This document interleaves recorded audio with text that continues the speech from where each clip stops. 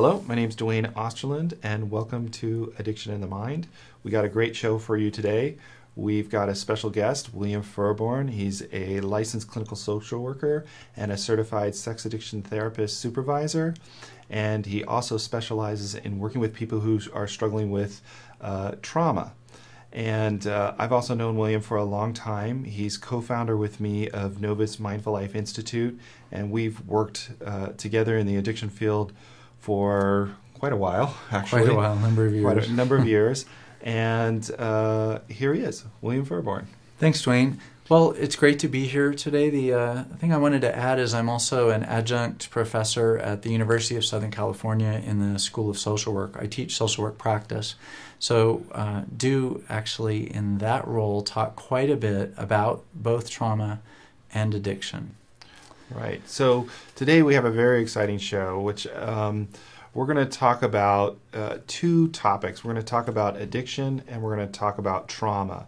And these areas really interact together. So when if that's an issue you're dealing with, or if you have clients that are dealing with that, to understand the role of trauma in addiction is extremely important. So we're going to break the show into three parts. The first part, we're just going to talk about addiction in general. And in the second part, we're going to talk about trauma in general, what we mean by trauma. Sometimes we have some understandings of trauma, but we're going to also look at what we mean by it therapeutically. And then in the third part, we're going to talk about how addiction and trauma work together. So why don't we just start with the first part and just talk about what addiction is in general. And what I'm going to do is just turn this over to you, William, and have you talk about it. Okay. Well, so to start out then, talking about what is addiction. Addiction itself as a term does not exist in the Diagnostic and Statistical Manual of Mental Disorders, right? It's framed as abuse or dependence. And so this whole concept then of addiction, we have to step away from the DSM really to begin to understand it. Right. And it's, what we look for at Novus when we're diagnosing addiction is we look at, especially process addictions, which is something that we really specialize in. We look at consequences, what kinds of consequences somebody's experienced in their life because of their behavior. We look at efforts to stop that have been unsuccessful. Mm-hmm. And we look at escalation, too. That's where we talk, when we talk about escalation, we're talking about tolerance. Yeah, it's equivalent to tolerance, really, in the substance abuse world. Right.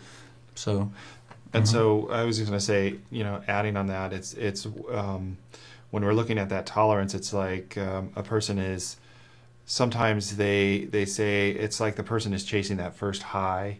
They have to get more and more of either the substance or the process or the behavior to get that same kind of rush to the same element of escape. Right, because it seems like when they engage in a specific behavior, eventually the excitement, the intensity wears off. So what's really happening is giving them the hits that they used to be, or that they're looking for.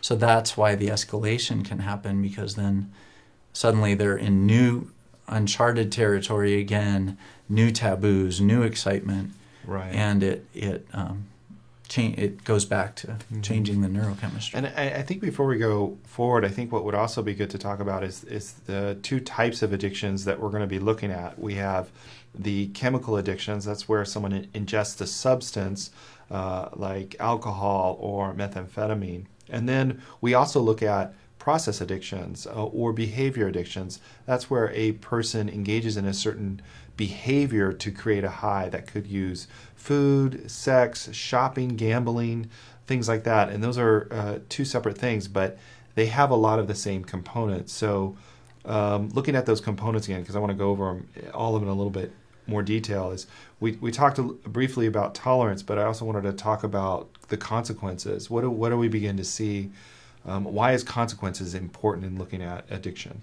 Right. That's, I think, when we're talking about process addictions, it's consequences that bring people into treatment.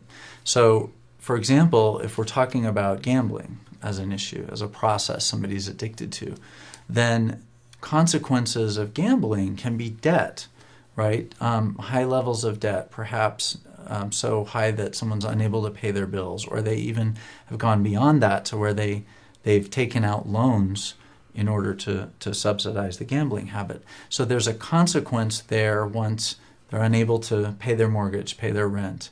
They can't make the loan payments. And this is where they continue to do it in spite of those consequences. In spite of the consequences. So they're so with like gambling, they're taking out a mortgage. With drug abuse, they're having to steal to supply their habit, or legal consequences, yet they continue to do it. Relationships breaking up. With sex addiction, they may be arrested. They may lose a relationship, yet they can't seem to stop. Exactly. Okay. Right. We see that the consequences escalating. Can be DUIs. Someone receiving their first DUI even can be a consequence. Arrest, like you said.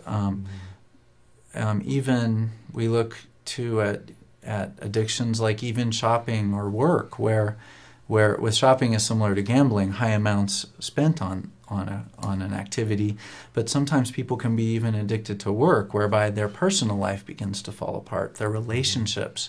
And we see that with this, by the way, with all addictions. Relationships suffer because addiction is about isolation too. Mm-hmm. It's about being in that isolative experience, not connecting and relating to other people. Right. So we see families falling apart, spouses, partners who are miserable when they're in a relationship with an addict, and so on. Mm-hmm. Kids who are neglected. Right, we get to see that. And what about another part is the failed efforts to stop, and is that also a sign of addiction?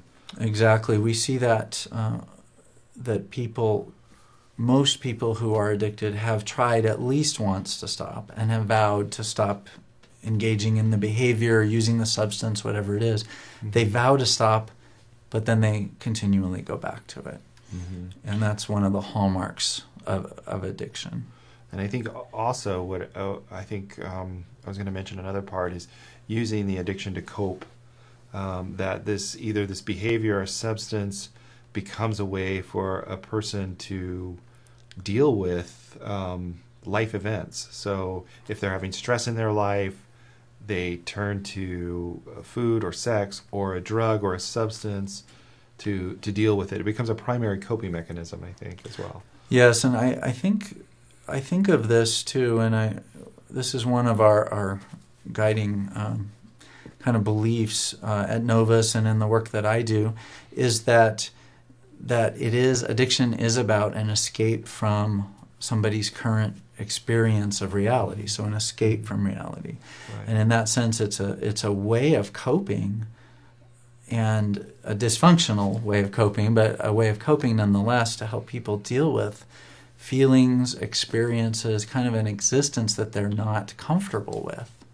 Right. And I think in almost all cases I see this. So if we were to look at addiction in general, we would look at these different domains. And so the domains are the consequences, right, the failed efforts to stop, using it as a coping mechanism, and then tolerance. Right. Tolerance to those dynamics are in place.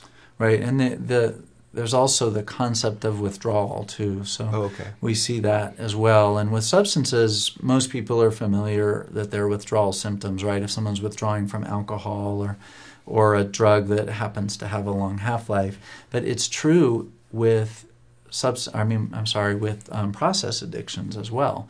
We see a withdrawal process whereby people feel emotions, they feel uncomfortable. So when they stop that behavior, they actually go through a withdrawal process. The body has to kind of recalibrate. Get used to what it feels like without that addictive process happening. Because remember, with a process addiction too, the brain is firing certain neurochemicals. Okay. That's what feels good. So this kind of gives us a brief overview. And what we're going to do next now is we're going to talk about trauma. So in the next part, We're going to look at how what is trauma, how we define it therapeutically, and what we look for when we're working with addiction, and to look at the traumatic background. So we're going to do that in part 2.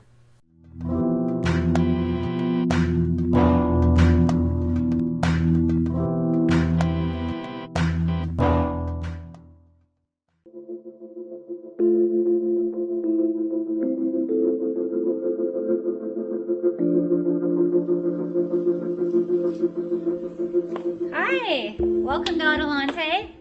This is Adelante Recovery, and my name is Yvette Kuglin, and I'm part of the staff.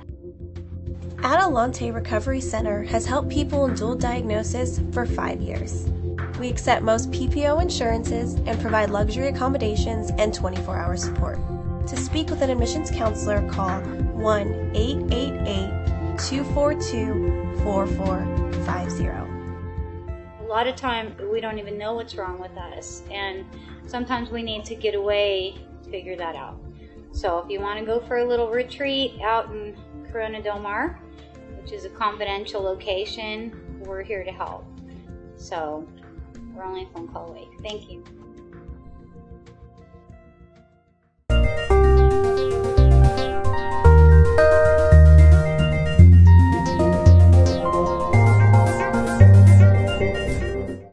Welcome back to Addiction in the Mind. This is part 2, and what we're going to talk about now is trauma. And I'm going to have William talk a little bit about what trauma is, how do we understand it therapeutically, and look at it in a little bit more detail. So, William, you want to talk about that?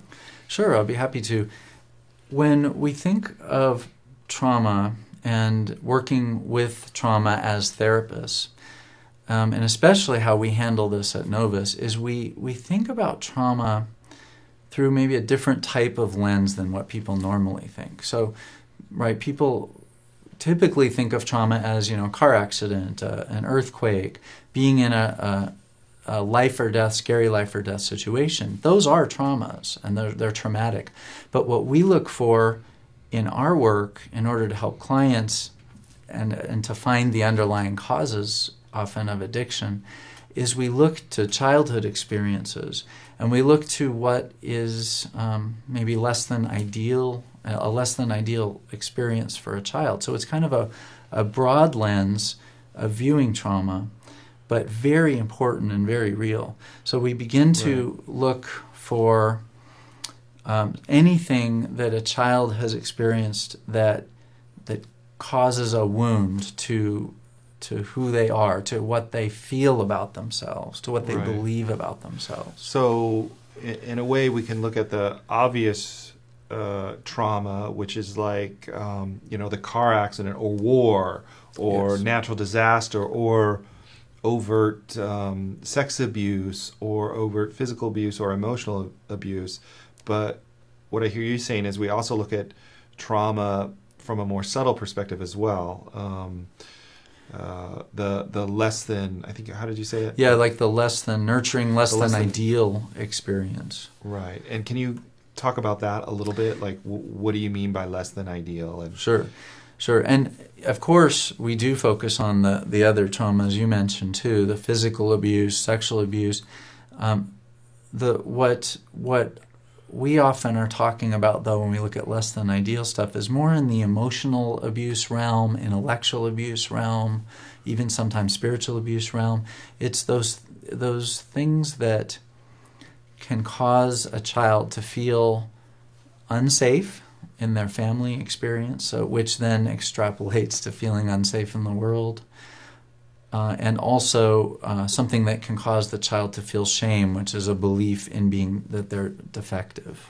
Right. So the way I kind of see this or define this is like if a child is growing up in an alcoholic home, maybe the alcoholic, the parent, maybe they don't yell or they don't scream, but they're just kind of laying on the couch all day long.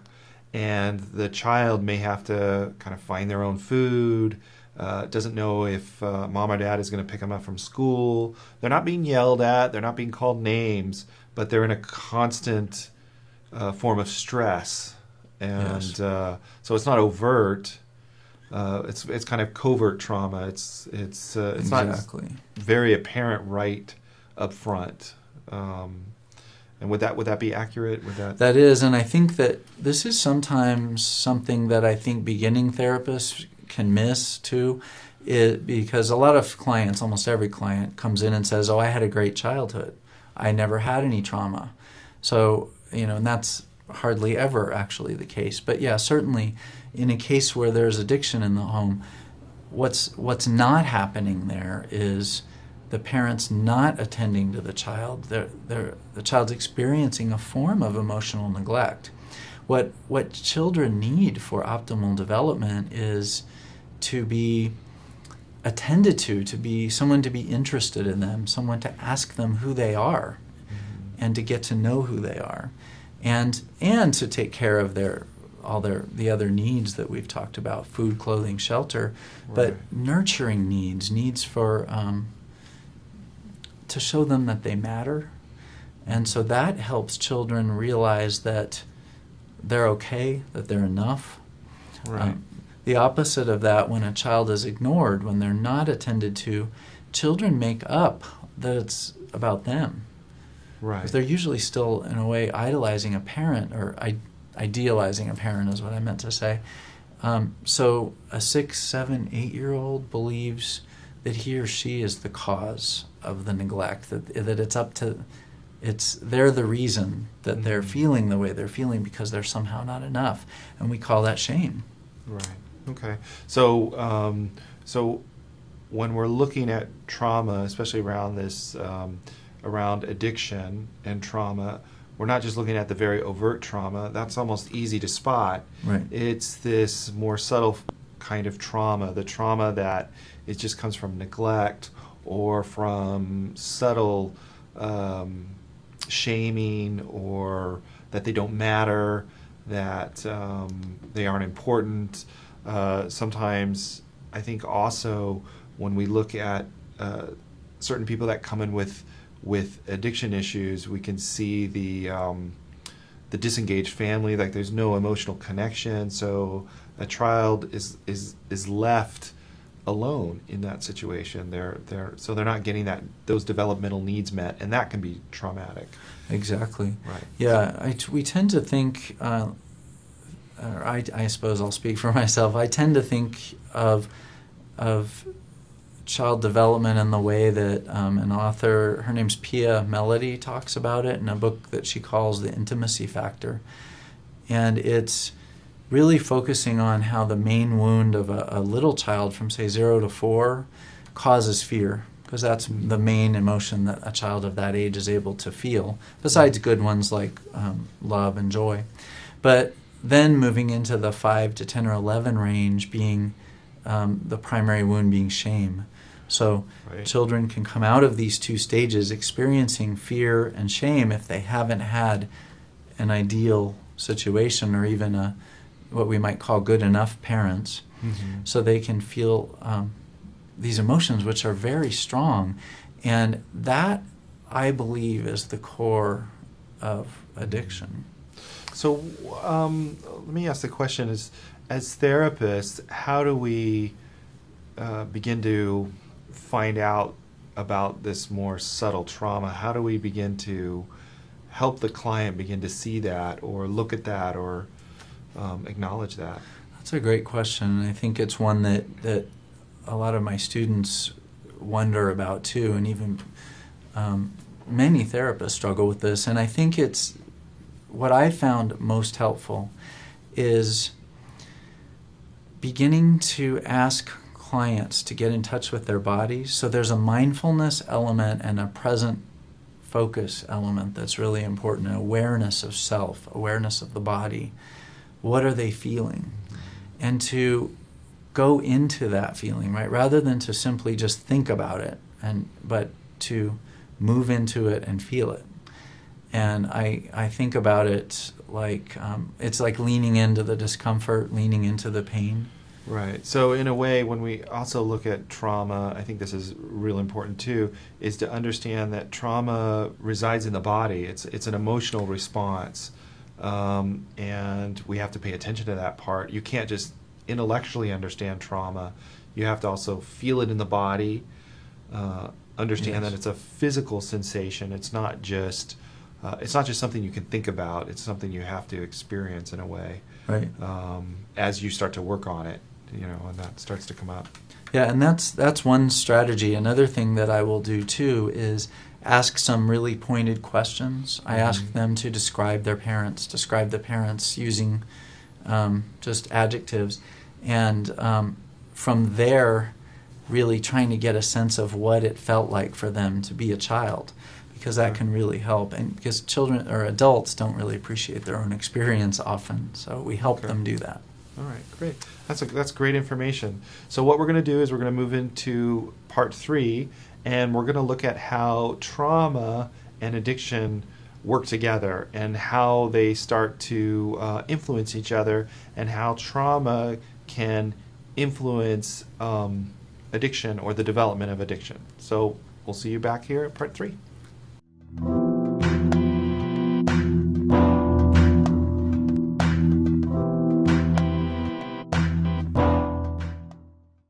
My name is Dr. Sagert. I'm a board-certified psychiatrist. I can provide medication management, psychotherapy, either individually or in group setting, and also I provide couple therapy. I have experience working with severely mentally ill patients, as well as substance abusers and highly functioning people. My website address is www.drsagert.com.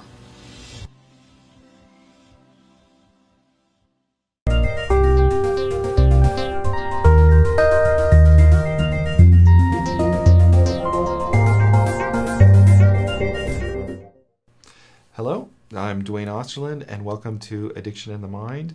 And we're now in part 3, and we're going to look at trauma and addiction and how they interact together. Trauma can sometimes begin the addictive process, and then also keep the addictive process alive. So I'm here with William, and we're going to continue our discussion about this topic. William? Good, thank you. I think about how trauma affects addiction, and in many people with addiction, trauma has caused it. And specifically, we're talking about child trauma. So as we mentioned in the last episode, or the last segment really, we talked about how childhood wounding, right, can cause this. And so imagine then we have a 0 to 4-year-old maybe experiencing fear. Mm-hmm. A 5 to 10 or 11-year-old experiences shame. The dominant emotion for teenagers then is anger. So what we find then with addiction is that often people have had wounding, have had trauma in these different ages, and then the teenage version of the self really is the most, we might think the most capable, is the most advanced of all the kids too, right? These inner children is the most advanced developmentally, and we often see addiction then beginning at this time, because this is the child who doesn't like to feel shame or fear from those younger childhood years, right? Then has access to substances. So to that's porn. Like the fear and the shame. So if a child's in a situation where they're, I think you said 1 to 4, where they're feeling fear, maybe they're screaming and yelling in the house, it's very scary, and then later on maybe they're feeling shame, maybe they're shamed by a parent, that as a teenager they're having these emotions kind of left over from those experiences. Exactly. And then this is where, as a teenager, they begin to find a way to cope. Is that exactly? Find a way to cope, which often means escape into the addictive substance or the addictive process. Right. So this is where they would find they might start experimenting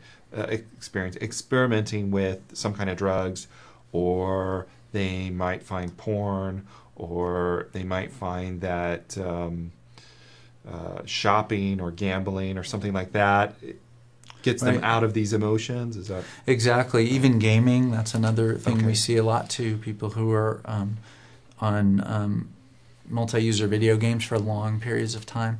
Yeah, it's an escape. It's an escape from feelings of shame and feelings of fear. So it's that's a way that we think about it. And if you think back to when you learn about attachment theory too, that so we're talking about the fear, the early wound now, when somebody has not attached to caregivers securely, there's a real high anxiety level. So that too is another way to think about the same thing that we're talking about, that someone's really anxiously attached. So this kind of goes back to that part two of this little series that we're doing, talking about the difference between that overt trauma, which is more easily seen, but this very kind of covert trauma that's a little more subtle, that sometimes drives that addictive process. They keep going to the addiction to escape those feelings. Those feelings keep kind of coming up, and they find some way to escape and avoid it. And right, exactly. And if you think about it in an adolescent, finding ways to cope and to survive in the family system, a lot of the coping strategies are helpful to the child, right? They may be helping them to get through a really difficult experience. Could even be bullying at school, or a difficult situation. It's in some part of their life. They find this addictive process or substance to initially help them cope. And at the time, to them anyway, it feels like a good thing. To caregivers, it doesn't usually seem like a good thing, but to the kid, it feels good. And then what happens is this child moves into adulthood, and that's who we see in our practice at Novus, are these adults. And basically, they discovered this way of coping in teen years, and they stuck with it. It's like they kept using it. They kept using this addictive coping strategy. Okay. And in their 20s, 30s, 40s, even 50s, it's coming around and biting them. Right. Basically. So this is where a lot of times we see the client coming into the office at this point. Maybe they're in their 30s or 40s, and they're still in a way dealing with those feelings, and are using the addiction to cope with those, kind of the legacy of those feelings, the feelings that are still there. And in some ways they might not even be aware that they have those feelings because they've been hidden by the addiction. The addiction has kind of, knocked it out of their consciousness anymore, if that makes sense. Right, yeah. And it's something that they've experienced throughout their whole lives, really. And it's, I want to say it's subtle. It's not that it's exactly subtle, because it's pervasive also. It's just a way of being, really. A way of feeling that's fear and shame based, and it doesn't feel good. If as most people can attest to, feels bad. So there is this desire to escape, and what happens is people's adult relationships are often also kind of involved in this whole process of reinforcing fear and shame, and it's kind of a So kind of going back, so the client may come in and they're using this substance or this behavior, and this underlying trauma is kind of fueling this repetitive cycle, or because I'll get clients that come into the practice and they say, no, I just like to drink. I don't know what you're talking about. And it doesn't seem till later, after they've stopped drinking for a while, for a couple months, that we begin to see these traumas start to surface. It's almost like they're almost hidden. Right. Yeah, because the addiction has kept it, sort of hidden away, I guess. It's kept it from their consciousness.